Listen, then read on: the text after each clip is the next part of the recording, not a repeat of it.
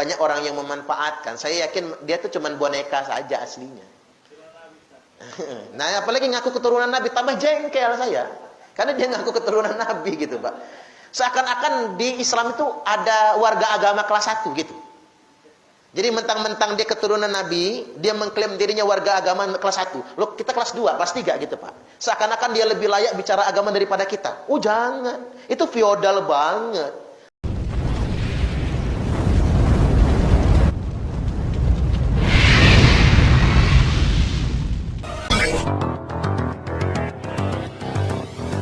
Oleh orang mengkritik. Saya ingat Pak Zainuddin MZ itu, Pak. Sering dia mengkritik pemerintah. Tapi dengan bahasa yang santun gitu. Kritik dan masuk kan kritiknya. Bagus-bagus aja boleh mengkritik pemerintah itu. Kayak saya ceramah sering, saya ceramah tentang korupsi. Tapi yang saya bahas korupsinya. Bukan ngajak masyarakat nggak percaya sama pemerintah, bukan. Tapi korupsinya, titik tekannya korupsi. Jangan korupsi. Yang korupsi kan bukan semua pemerintah, oknum kan. Siapapun orang itu.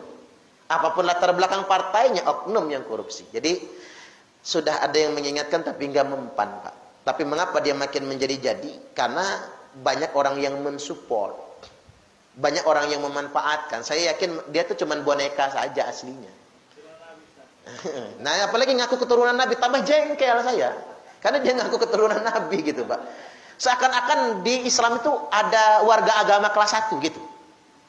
Jadi mentang-mentang dia keturunan Nabi, dia mengklaim dirinya warga agama kelas 1. Loh, kita kelas 2, kelas 3 gitu, Pak. Seakan-akan dia lebih layak bicara agama daripada kita. Oh, jangan. Itu feodal banget. Berarti dia mengenalkan sistem kasta kepada kita semua. Saya nggak setuju banget. Malah begini, kalau saya kenal habaib-habaib yang soleh, Ustadz kami ini, kalau kelakuan belum benar, ngaku dzurriyyat Nabi aja nggak berani, kata dia. Apalagi minta dipanggil Habib, nggak berani, kata dia. Maka keturunan Nabi itu, Pak, kalau nggak dipanggil Sayyid, ya Syarif. Itu keturunan Nabi. Tidak dipanggil Habib. Baru dipanggil Habib kalau ilmunya tinggi, akhlaknya bagus, bisa jadi contoh bagi umat, dan muridnya banyak. Baru dipanggil Habib. Kayak Habib Lutfi misalnya. Jelas kan? Habib Lutfi itu, Pak, orang non-muslim aja nangis. Kemarin saya pertemuan di Tangerang. Di rumah salah satu orang terkaya di Tangerang, orang Chinese. Chinese masuk Islam, orang terkaya di Tangerang. Itu yang datang itu berbagai macam agama ke sana.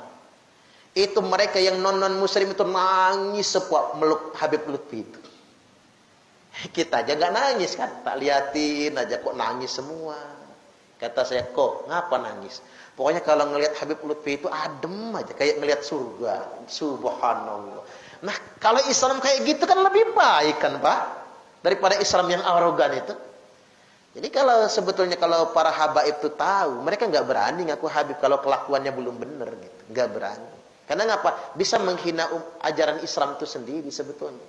Makanya tadi kalau kata para Habib itu punya keturunan Nabi itu bukan Nabi.